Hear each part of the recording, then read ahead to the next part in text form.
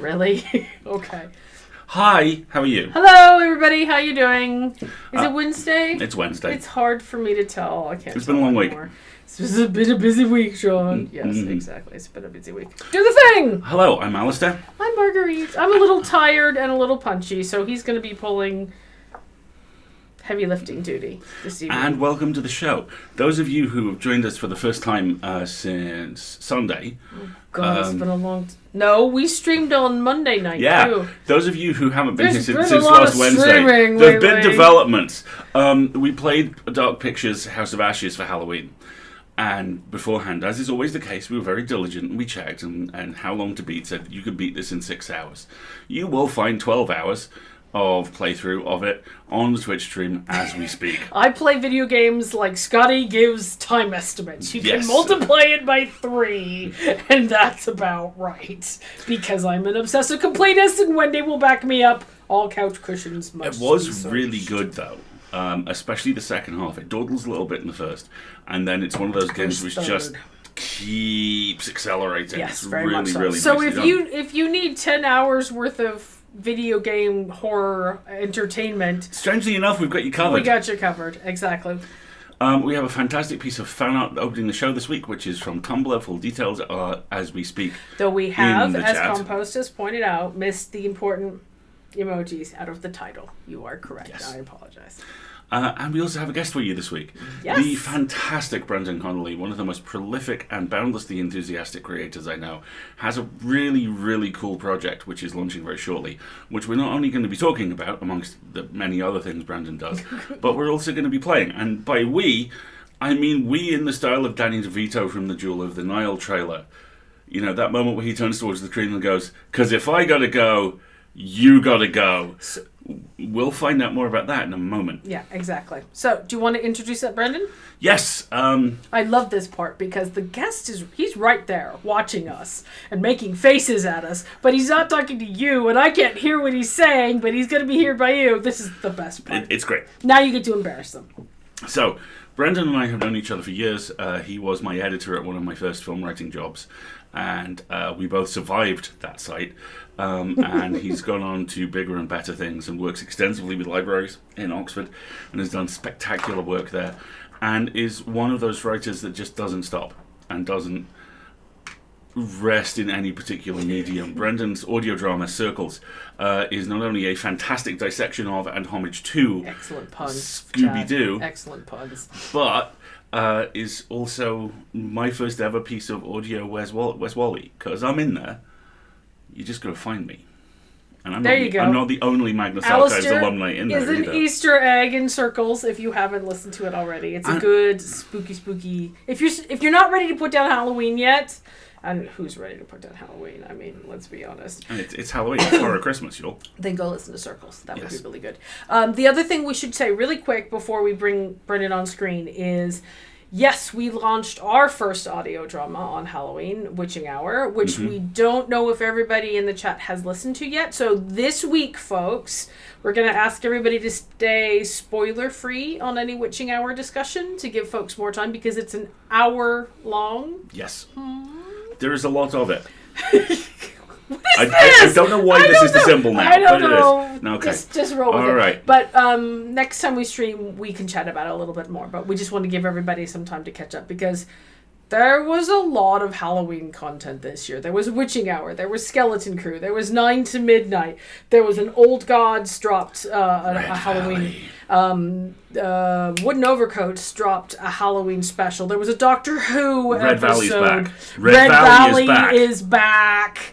And season 5 of White Vault is out now as well. So there's a lot of spooky content to be consumed. So we're going to give everybody another week to catch up, and then we can talk about it. And yes, Beastogen, Brendon did the fantastic interactive mystery, which the chat played and helped rescue a guy from being kidnapped last time he was on. And hold that thought. Let's just say, don't feel like you can sleep tonight, chat. We're putting you to work. Oh yeah. But without further ado, let's talk to Brendon. Hi, Brendon. How you doing? Wait, what happened to my button? Oh, The button All has right, been located. there you go. Now All is you well. made it. I'm sorry. All is well. We have the button. We can hear you. You were good. You need to press a button to make me talk. I'm like Woody in the Toy Story movie. I didn't realise. No. Yeah, I'm not doing too bad for the middle of the week. Right? Good. Yeah, it is Wednesday. It is the middle of the week. Hopefully things will get easier from here on out, right? So I know you've been up to I know you've been up to a lot of things, and I also know there are some of them that you can't quite talk about. So let's focus on the stuff you can talk about. I love that. Well, there's all these exciting things, but I can't talk about them yet. I love that. I love that very much. I don't really know. I don't really know what I can say about some of these things, but I can say that I've been developing a new audio drama with Tin Can, who's David Devereaux is. David Devereaux, yeah. Yes. He's just great. He's very good at what he does. David is really, really fun to work with. Future. Fantastic. So I can say that, but everything else is kind of secret. I'm writing a picture book at the moment. Can I say that? Really? Like a children's picture book? Yeah, a children's picture book, and it's guess what genre it is? Is it horror? It's a mystery. Is it mystery? Excellent. That sounds really good. Yeah, we need to talk. Detective story for kids. We need to talk about mysteries. Let's start with the picture book. So it's a detective story for kids, yeah. Yeah, I'm not really going to say much else about it at the moment because that's literally what I'm working on at the moment. Mm-hmm. So that's to what be I'm spending determined. all my days thinking about. I think the idea was, I've never done NaNoWriMo with a novel, and I thought this year I was going to, and then I was a bit poorly, to be blunt, and I'm playing catch up on a few things, and I'm just not up to doing a draft of a novel in a month, and I thought, well, I'm going to write a book, and if that book's only got 800 words in it, then it's maybe a bit more manageable. 800 words. I think so. But it's very intricate and sophisticated plotting. Let's just say that. I was gonna say that's not a lot of space as far as adult level contemporary prose. No, to get much accomplished. There are almost no published picture books with more than, like, as a percentage. If you go over, I think it's about 95% of them stop at about 900 words. Wow. So and then there's some like Sean Tan don't have any words. So they definitely skew towards the less words. But part of the challenge has been thinking about getting as much story into those words in a totally lucid and clear way as possible. And that's really fun and exciting. It's not quite something I've done before. I've written Flash before, but it's a different thing. The stories much more singular. Do you know what I mean? Flash stories, I always think of flashes in the grenade. Mm-hmm. It's literally got to be an idea grenade. Yeah. It's just boom, done. But, trying to develop a even novelette length concept with that limited a quantity of words. I mean... Yes. Yeah, that sounds tough. So it's quite an involved story with a genuine start and a middle and an end and some mystery and lots of clues. And how to do that in 800 words, it took me a little while to work it out, and I'm not going to say what it is, but I'll tell you what, I'll come back and talk about it when it's ready. Great. I think you'll love it. That sounds awesome. So that's what I've been doing today. Alongside, Alasdair's been really kind, and he's been drawing people's attention to a lot of my blogging or tweeting or posting about detectives, and I've been thinking a lot about mysteries and so on. So they've been in my head quite a lot lately, really. But I love them, and I think I'm good at them. So I'm going to stick to it. I know you're good at them. Yeah. Good Absolutely. Good for having confidence in your work. That's important. I find it really interesting because I know we've talked a little bit about how you construct mysteries and how you construct stories like that. I find it just massively impressive that which is a very not prescribed but very complex process in a lot of ways, you've taken and then overlaid doing that in 900 words. I mean, that's serious business. It's the next step, isn't it? Right? Yeah. How close can I get this to actually being a watchmaker? I'm thinking. At what point am I just got the monocle in and the tiny watch screwdriver, and I think, I really enjoy it, and I think actually I'll say this about the Ticking World, it was a bit of a puzzle to put together, but I think I can talk about that more when people actually know what it is, and we've not really told them what it is, so we haven't yet. So why don't I show them what it is really quick, and you can walk us through it. Okay. Ta-da! This So is what the I've Ticking done World. is I've put the cover up on this chat for everybody. Okay, so as people can see, it's an illustrated cover, and in fact, it's a very illustrated book, except for it's not really a book; it's a calendar. And about 13 months ago, I was thinking about advent calendars, and almost like a dad joke, I thought, "Oh, what's an adventure calendar? Like advent calendar, adventure calendar?" It slipped into my head, awful pun. And I was just thinking, well, what is that? What would that actually be? And I started thinking about, the advent calendars that are just little doors with pictures behind. And I started thinking, can I do something with one of those? But the more I thought about it, the more I thought, well, I think actually there's something beautiful about having a calendar, a wall hanging calendar with a lovely big illustration on it. Something beautiful about those. And you never get those at Advent. You've always got these little fiddly things. And I think, maybe if you had a wall calendar and you turn the page every day in Advent, and you got a new picture. And then that led me towards the sort of choose your own adventure or fighting fantasy style branching narrative. And I thought, what happens if you put that inside a calendar? And immediately what happens if you put that inside a calendar is it becomes this big and difficult. If there were two choices every single day and none of them repeated, this thing would have over 470 pages. God. So working out a different way to have that amount of choice and that amount of agency, and to not split the pages up into passages, literally a page is a passage, I had to come up with some clever ideas to do that, actually. And I don't really want to give away what they are, but it gives you the fighting fantasy experience at a fraction of the pages. It's 65 pages. That's impressive. Wow. What kind you of get a tool? significant choice every day. Sometimes you get 5 options on your choice, as much as 5 options on your choice. And I don't want to spoil it, but I think it's quite clever. What tools do you use when you're assembling a narrative like that? So I think when you think of the branching, I think everybody's favourite or one of the well-known ones is Twine. Mm-hmm. Yeah. And if you're thinking it as a decision tree, and if it's go up the stairs, turn to passage 3, run out the front door, turn to passage 27. Twine covers that side of things really well, but there needed to be some other things at work in this for which there weren't tools. So I sort of had to sort of partly do it in my head and partly do it on paper, basically.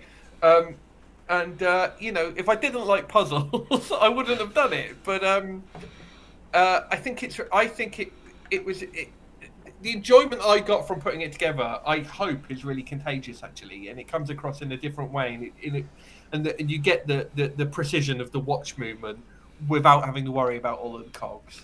I think so. Talk to us about the illustrator a little bit. Yeah, so this is. I'll tell you the truth. When I first thought of doing it as a sort of a fold out little images behind the windows, I had a different aesthetic in mind, and I reached out to a different illustrator, thinking we could probably get it done for last Christmas, but she wasn't available, so it sort of went on ice, so to speak. And then early this year, I just what was happening? I was actually doing social media for the University of Oxford. I was doing the social media around the rollout of the vaccine. So it was one of the most exciting jobs I've ever had. I remember DMing you going, can I read this study? Should I trust this result?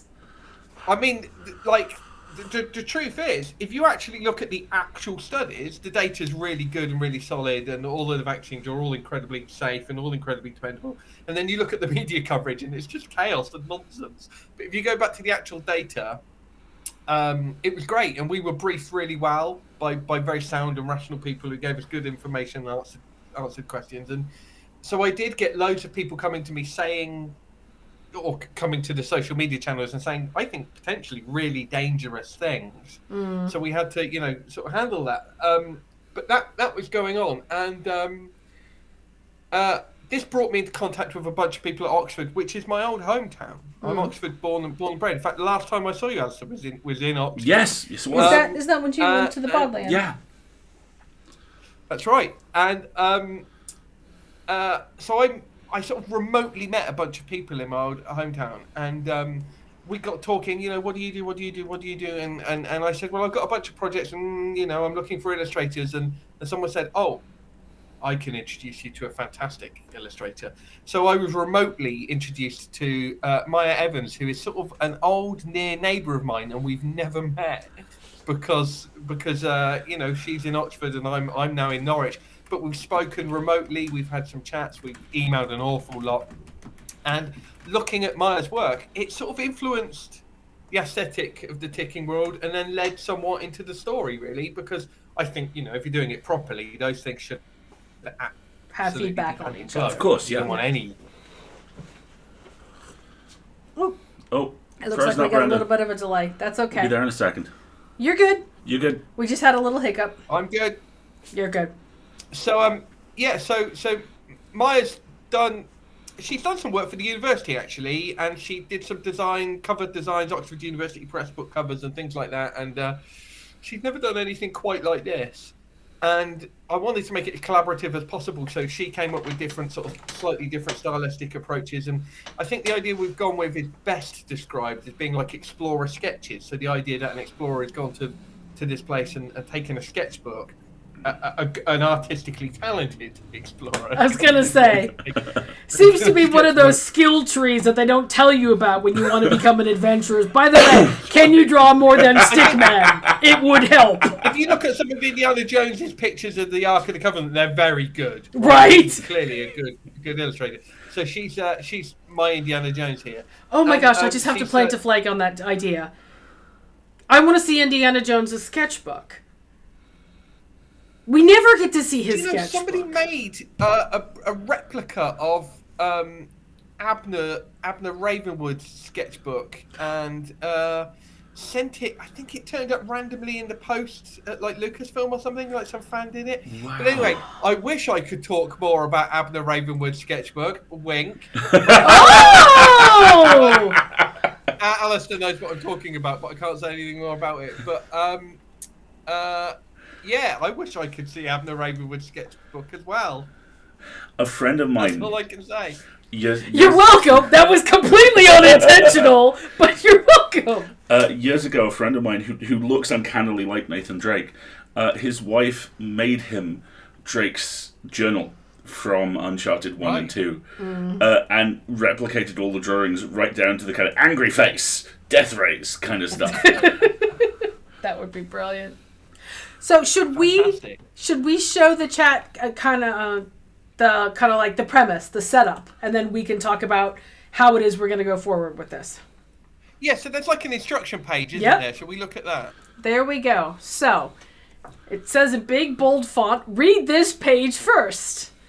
The ticking world is designed for... Well, you're the voice. Do the voice thing. Do the voice thing. The ticking world is designed for day-to-day adventure from December 1 to December 25th. Each page is marked in the lower right-hand corner to allow you to find the pages you need without looking at any others. This preserves the story's surprises. On December 1, you start on the page marked 1A. Depending on the choices you make, you may need to turn to several pages within a single day. The story will tell you which page to turn to next. Whenever you are presented with multiple options of which page to turn to, you must choose only one of them. If you are exploring the ticking world at the pace of an advent calendar, wait before turning to any of the pages until the appropriate day. For example, you would not turn to pages numbered 1A, 1B, or 1C before December 1st. Similarly, do not turn to pages numbered 2A, 2B, etc. before December 2nd. This is me making a Star Wars activation code joke. You may move on now. Some of your decisions will affect the items in your explorer's inventory. Ooh! It is suggested you keep a very clear record of what your inventory contains at any given time. Some of the items you are able to collect will factor into the choices you are offered as the story unfolds. As the adventure begins, your inventory, she's making notes, consists The chat can't see me. Hang on a second. I have to show the chat. As the adventure begins, your inventory consists of a satchel along with its contents, a small lamp, a flask of explorer's soup, and a pencil. Soup! The ticking world is filled... Say that again. Hold on. Satchel. Satchel. Okay. Small lamp. Lamp. Flask of explorer's soup. Soup. In flask could be very important. Continue. Pencil. Pencil. Does it say if it's sharpened or not? Let's move on. Okay. The ticking world is filled with explorer sketches portraying many of the sights and events you will experience as the month progresses. We encourage you to keep your own sketch pad and draw your version of the scenes and characters you encounter. I want to see sketches if anybody does them, please. Your adventure begins on December 1st and on the very next page. Welcome to the ticking world. There we go. All right, so that's the premise of the game, folks. It's an advent calendar / choose your own adventure story. We have our very small inventory. It involves soup. So I'm Which sure is a the good chat start. is already very excited about this. And the way we are going to do this evening is Alasdair is going to read through, we're going to do 3 days worth. Mm-hmm. So we're going to spoil the first 3 days worth of the calendar. Or rather, we're going to spoil one possible path through the One first 3 possible days. path through the first 3 days. That is correct, because we can only pick one option at a time, and there's probably multiple options for each of the days. But we're going to run the decisions by poll. So you, chat, will be deciding which option we take and which path we're going to take through the first couple of days. But you're going to have to share the soup. No, it's my soup. Oh, well, okay, as long as I can have This just sounds fun. I'm even more excited now I've read this page for this. I want the inventory page. I want pictures of... Look at the chat. The chat has caught up with the soup. The chat is very happy. Soup is apparently a running gag with another streamer. I don't know. But everybody likes soup. So yeah, you're going to steer us around. Here we go. Here we go. And what we're going to do is we're going to read this, and then while I frantically type the options and run a poll, and while the poll runs, Alasdair will chat some more with Brendon. Mm-hmm. Sound good? Is everybody ready for the first day? Alrighty. Here we go. Okay. Hang on. So you'll be able to see it, but not us while Alasdair reads it. Okay. Here we go. December 1st. You wake in the depths of cold, dark night. It takes a moment to realize what has woken you up, until the sound comes into focus in your mind. The world itself is ticking. The noise is distant but regular, and now that you have heard it, you can't ignore it. You untie your tense flap and climb out under the still, starless skies to look for the source of the sound. From here, the ticking appears to be coming from the vast grey mountains in the north. You know that you must investigate. Before leaving the camp, you consider it only polite to tell the explorer in the neighbouring tent where you are going. After you are called out a couple of times, the explorer slowly, groggily opens their tent flap to see what all the fuss is about. They don't seem at all interested in your newfound mission, but rather annoyed to have been woken. Rude.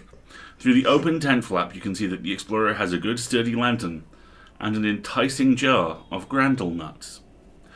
To ask for the sturdy lantern, 1B. To ask for the jar of grandel nuts, 1C. To ask for both the lantern and the jar of grandel nuts, 1D. Okay, so what I'm going to do is we've got about a 90-second plus delay going on for the chat right now. So I'm going to give the chat a moment or two to catch up. I love how Scott's like, no peanuts. I'm like, okay, this will be fun in 90 seconds. And then what I'm going to do is I've preloaded. This is as far as I've read so far. I didn't even read the flavor text. I just read the options in advance so I could prep the poll. So that's what we're going to do next. I love how we have like curmudgeon-y neighbor who's like, get away from me, son. You bother me. I'm like, adventure! No. Our grumpy neighbor does not wish adventure. All right. Brendon, I need to know if you've seen Xing Young Kor and her keepsake games, A Mending and a Field Guide to Memory. Oh God, I love a field guide to memory. Yes, I have. Indeed, I have. And very different to this, obviously, but I'm very interested in, Excuse me. in these games where you end up with... You go through a creative process. Those Yes. are games about putting yourself through a sort of a creative process, and of course, exactly what I want to do after a day of working at a creative process is literally exactly that. That is also my rest. So they're perfect for me, really. I think it's a beautiful idea. Right. We are going to start the poll now, chat. You have to help us pick what we're going to do at the end of first day. And Triffid, I'm really sorry you're not feeling well. I'm glad you got your COVID. Yeah. That's and also soup is good, and especially for you right now. All right, so here we go. Day one. The world is ticking. What are we doing? So what? Go ahead. One of the trickiest things about this is that Advent is of a fixed length, right? There's nothing I can do about it. Mm-hmm. And most branching narrative books have paths of different lengths, but this can't. Mm-hmm. This takes everybody through to the 25th. And balancing that with the need to actually give it the structure of a story as well. And I want whatever path you take to have the rhythm and shape of a story. There's a rising and falling action. There's a clear midpoint. You know, not to spoil too much, but whatever choices you take, you will get a story, and your story will take you up to the end of Advent. So that's really interesting, because I know one of the things I loved choose your own adventure books when I was a kid. I had tons of them.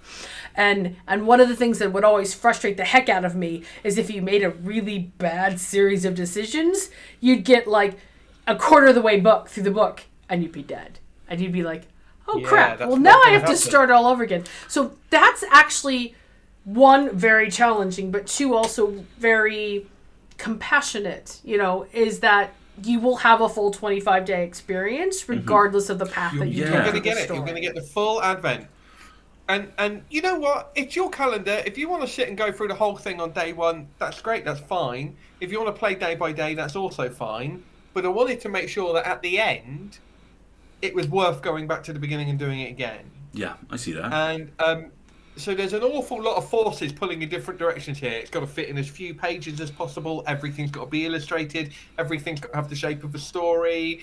Everybody's got to get a full 25 days out of it. And again, it's just great fun putting that stuff together. It was really fun. The chat is very caught up on what are Grandel nuts. And apparently you did a tweet earlier about a word search? Right. So... Okay. Anybody who's listening to this, everybody in the chat, and anybody listening in future on past tonight, can go to the Ticking World Twitter feed, and they will find, and that's at the Ticking World, and they'll find a word search grid.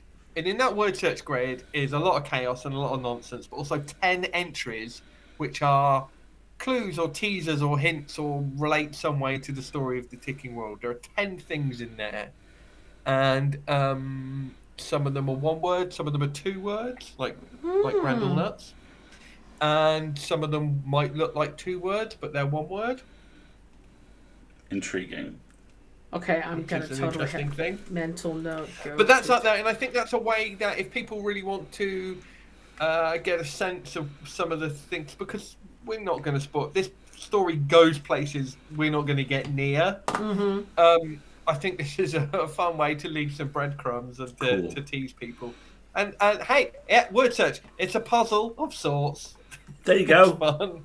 There we go. All right, so we have the poll results.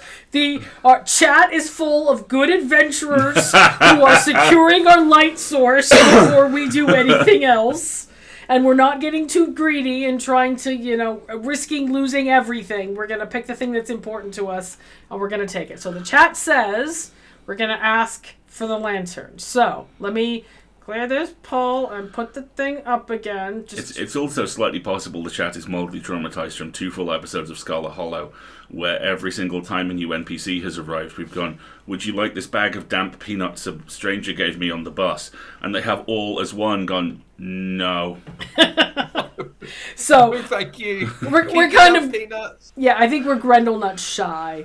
There we go. Don't worry, Kiwi. There will be more polls because we're going to do 3 days this evening, and that means you will all have one more chance. They won't get to pick the third day, will they?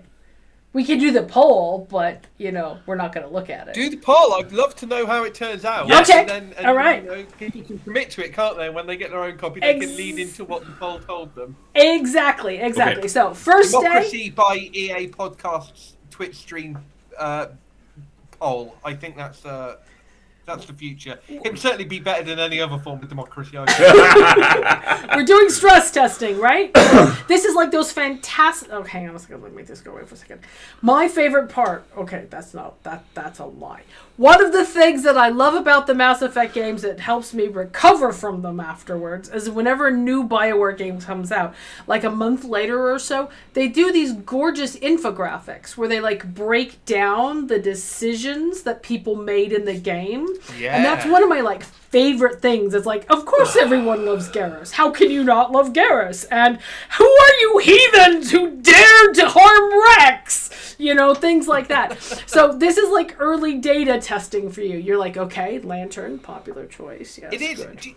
Do you know, it would be fascinating to see everybody's decisions. And what I really would like people to do is to actually post their choices on social media. So you should create a poll, a survey or something that people can take after they finish the game, after Christmas, where people can report to you what their choices were. I don't want to spoil it. I don't want to spoil anything, but there might be an interesting way to do that.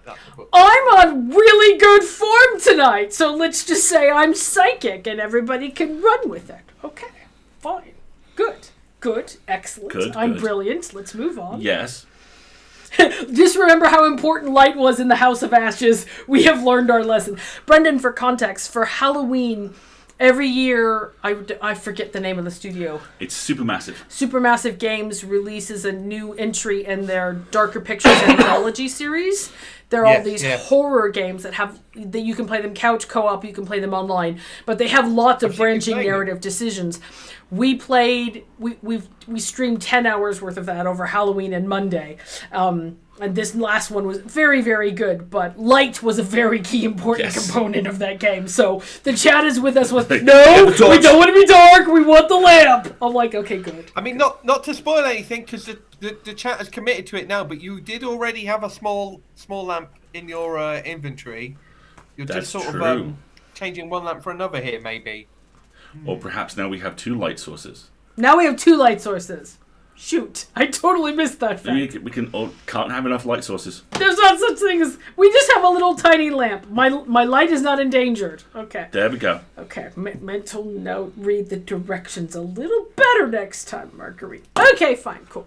Let's move on. All right, everybody ready? We're going to day 2. Ready for day 2? We're going with the chat. Okay. We're going to the lamp. Here we go. Hang on, I have to find...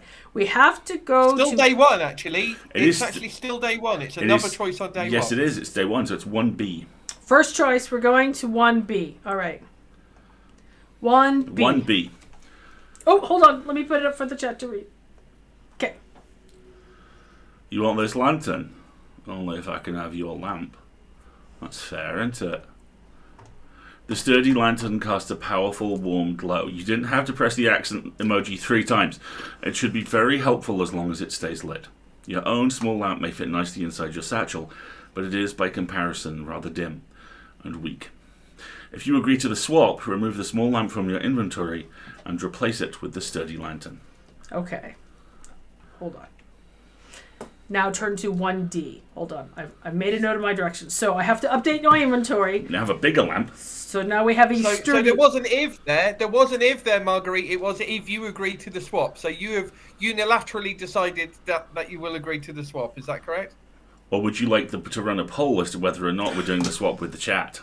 Hang on. I have to type. Hang on. Yes. New poll. So I have a question, and I'm really curious about this. What direction did you write this in? Because it's in such a prescriptive shape and space, did you do the ending first and work backwards from it, or did you always know what you were aiming towards, or what? Oh, I've said this to you before. You don't know. You haven't got a story if you don't know what your ending is. Yeah. I genuinely believe that's true. You either get lucky and you get to the right ending by luck, or you've done your first draft is an incredibly wordy outline. If you know what I mean, that you need to go back and revise. I do. So I had to get a very clear sense of the structure of this thing. You know, the full scale of it before I got down to smaller units and then smaller units again. Mm-hmm. So I think the first thing I had to work out was, well, I mean, I'd call this a mystery, but if it was a murder mystery, it wouldn't have much replay value, right? Because at the end of a murder mystery, the solution is who done it, right? And that's not that. Once you found out the answer to that answer's always going to be the same, or there wasn't a fixed answer, therefore you didn't find it out, right? So Yeah, I get you. it's possible to write a murder mystery branching novel in which there are multiple who done it, but then none of those answers are real. You're sort of sliding between parallel, or they're not privileged in any way over one another. Or if one of them is privileged, you get to the end and it's revealed. So I had to think about a different kind of mystery, which was not about the what, but more about a how, and not the how someone did it, but what you're going to do about it. How are you going to cope? What are you going to do about this problem you've got, really? So you've got to sort of look at the clues and work that out, and you will make one. Every path you will come up with some solution to the problem or another, and there's not a privileged one necessarily. I don't really want to spoil it, but so what that meant is I had to work out what the problem was, and it had to be a problem that had a lot of different solutions. That just makes it sound even tougher. Funner.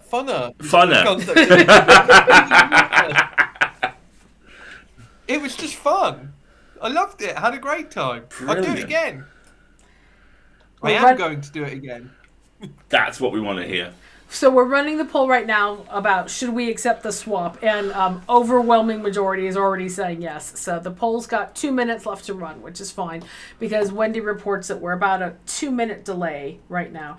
I don't think it has anything to do with us. I think it has everything to do with, Twitch and tired electrons and all that good stuff. But And why would a streaming platform be able to stream? I mean, that's just crazy talk. right? I mean, reliably and safely. What on earth? I mean... What are they bouncing you through? Do you know what I mean? Why is it taking 2 minutes? Are they? That is a really good point. It's probably our horrible Wi-Fi. We also have a suspicion that there are at least 2 other streamers in this building.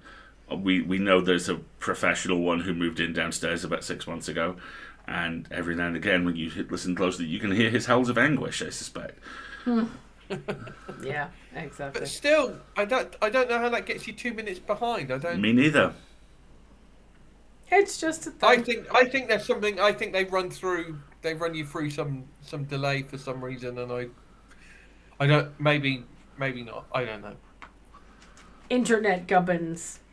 Magic blue pixie dust. Magic internet gubbins. Yes, exactly. Well, the chat. It looks like our poll's got about 60 seconds left, but this is almost a 100% response as well. Exactly. So to try and capture some of the delay, I'm going to let that finish up, but I think we are now going to go ahead and, I mean, there could be a sudden last-minute reversal, but given the delay in the chat, they're going to have a hard time actually doing that. I think you're actually over the line where it's impossible for them to tip the balance now. Well, I think they can change their votes during the poll, so if everybody decided to be shits... they could go, all right, okay, the poll is completed. 92% says yes. Wow. So we asked, shall we swamp our lamp for the lantern? Yes. 92%. Sturdy is good. No, keep our original. So instead of a lamp, we now have a sturdy lantern. So there's that poll. That's good. We are now going to put push the button, put it back on the thing. So all of this has taken place on the first day. Yep. These are all things you will do on your first day with the calendar. So it's not just a stress. It's not just one page per day. Right. So now we are moving. Packed a lot in here. You really have, and it's really interesting playing this because it feels spacious. Because of that, because you're already moving across a couple of pages, this doesn't feel like just like a yes/no tree. This feels like a game world. I'm really impressed. All right, so we've moved on to page 1D. Go ahead. The explorer's patience for you runs out rapidly. Get out of here, they snap. Let me sleep. Then they withdraw into their tent, tying the flap closed again to keep you out. Can I also pause just for a second and say that I appreciate you not gendering the other person Yes. on your camp. I really appreciate that. Yes. So that's a whole big discussion point, but obviously it was very important to me, actually. I mean, we could probably talk for about half an hour about it, but I have not gendered any of the characters. That's fucking great. Brilliant. Love it. Right, let's move on. They then withdraw into their tent, tying the flap closed again to keep you out. You set off from the camp with the ticking as your guide. All is well for the first hour of crunching your way northwards, but as you approach the edge of the mountains, it's obvious that the direct route towards the sound would be impossibly steep. You must choose your path ahead. There are 2 passes leading into the mountains. One of them is dark, while the other is lit, flickering with what seems to be the glow of a distant fire. To take the dark pass, go to 2A. To take the lit pass, 2B. Okay, so let's review. So, okay, 2 passes. Dark while the other is lit. The lit pass is flickering with what seems to be the glow of a distant fire. So, probably more people encounters. That's what I'm thinking. I like people encounters. Do we want to go where the people are? Well, that's not up to me. That's up to the chat. Do you want to go where the people are? I have to type. So, vamp! So yeah, there's, like I say, the thing which fascinates me about this is exactly how, well, aside from everything, is how much you've managed to put into such a prescriptive format. It doesn't feel prescriptive at all. I think it's so. Stories are prescriptive formats. I think maybe in a sense. I always think you're going wrong. I like to think of the audience or the reader or the person who's watching or listening to something in my choices when I'm making something. Yeah. So when I was, let's use circles as an example because we talked about it earlier, but when I was doing circles, we had to think about, not necessarily what we wanted to do, but what effect we wanted to have. And I think they're sort of subtly different things, really. It's all communication. Everything's a communication device, really. And I'm talking about things, and I've got themes, and I've got ideas, and I want to discuss them and provoke things. And I don't want to be didactic, but I want to stir things up and get people joining in, even in something like this. And I think the way to do that is to communicate. And I think if people don't get what you're getting at, it doesn't work. So all of the choices always in everything really are about, well, how do I use this or what tools are there? So I think, in a way, what might sound like constraints really just sound like considerations to me, really. And I think I like to consider. I like to sit back and stroke my chin and think about the options. Do you know what I mean? So quite seriously, yes, it's constrained, but when you've written something. I mean, I've written a feature film script called Wild Hollow, and I don't know if you've read it, Alasdair, but it reads very you can read it and understand, follow the plot, but the machinery behind it is quite complicated, right? And the process of writing it was again about putting the buttresses up so that the stage flats all look nice and smooth and all the right way up. Yeah. And at risk of repeating myself, that's fun. Yeah. That's a good time. That's a good time. Because when you do it, that's sort of like that's the asthmatic guy sitting on the couch's version of climbing up a hill. Do you know what I mean? I know exactly what you mean. it's really interesting to me because this resonates really hard with. Ooh, this is very tight. Controversial poll. We've tied. We've gone back and forth twice now. I think I've started it a little bit fast because there's been some change decisions happening. So this is good. This good. This Sorry to interrupt. Resonates really strongly for me with working as an RPG designer. Your thing of considering your audience, and I've always encountered, and I mean, I've always been kind of slightly fringy when it comes to RPG design. But I've always been very aware that there are kind of two schools of thought, and the first is that the player is your enemy, and the second is that the player is your co-conspirator. And I've always tried to think of it in kind of co-conspiratorial terms, because it's really easy when you're doing that kind of thing to go, okay, this is a group of tabletop role players. They're going to want to sleep with it or kill it or eat it, or possibly all three. Where are the Cheetos? Yes, exactly. And just that level of, if the group does this, try this. If the group does this, try this. I know when I first started out, I found it was a lot like trying to nail down a tarp over jelly. It was like, I'm going to sort this, and every time you did it, another part popped up. And with the last 2 or 3 things I've done, it's become far more about, some people are going to want to do this. How can we work with them to give them what they want, which also gives us what we want and creates the right emotional response? It's like, do you know what? I've learned an awful lot of about this from Taskmaster. I'm watching the way Alex does tasks on Taskmaster.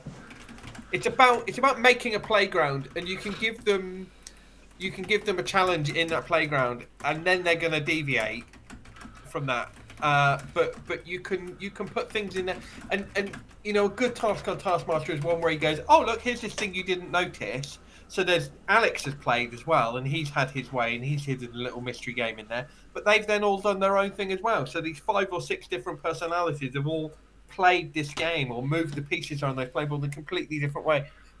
And I think a good anything really, a good piece of media really negotiates that sort of meaning, and you bring some fun there that can be found and can be uncovered, but it's also a bit of a playground. And even with the word search thing tonight, I think it's just a way of sort of saying, look, have some fun, have a look at this thing, scratch about. If you want to dig into it and look for things, and maybe it's clues or you can join them together in some way, great. And if you don't, just get the calendar and move on. But I think if we're not playing, especially something like this, which is ostensibly a game, right? We're not playing together. We're playing against one another. I don't want to play against somebody. Yeah, exactly. This isn't a competition. So the poll has completed, and the results were 9 to. Well, we're going for the dark path. We're going for the 69%. Nice. So we're going for the dark path. Everyone has selected. Now that we have our sturdy lantern, apparently we're all eager. Apparently we are emboldened. We're all emboldened to put it to the test. All right. So let's go for the dark path. Oh, it just says we're having some buffering issues. There we go. Hold on a second. It's giving me an idea to see if I can try and fix some of the latency. So. But no, just to kind of pick up on what you were talking about the kind of working with people, not against them. There are occasionally times, and there have been occasional times across the last 4 years or so, where hope has felt a little bit like a somewhat vanishing commodity. But one of the things which, even at those points, has always kind of come through, is there really does seem to be this, for want of a less pretentious term, growing paradigm shift in game playing and storytelling towards, no, everyone gets to have fun. I'm so grateful for that as well, because having been stuck in games where you paid combats for 30 hours, I mean, it gets really nasty and uncomfortable and unenjoyable. I'm trying I've banged the drum about it a lot. Alice has seen me doing this, but my favourite board game or card game is Arkham Horror the Living card game, and one of the things it takes you 4 hours to set the damn thing up. Not when you've done it 5 times. And you've internalized it. But I like it. I do like it because it's cooperative. I like it because it's got loads of emergent storytelling in it. I like it because it is it is to the Lovecraft what Paul Verhoeven's Starship Troopers is to Heinlein Starship Troopers. It's like a complete inversion of its politics. Just totally flips it on That's its a head. lovely way of describing it. Absolutely. And I like, again, the fact that the game designers sort of come into your game and they end up sort of playing with you a little bit, but you are making the story with them, not against them, but with them, you know? And yeah, it's something that the mechanics, the mechanisms of it are not at all like the Ticking World, and the tone of it isn't at all like it, but I wanted something that had a sense of emergent story, I think, out of some of the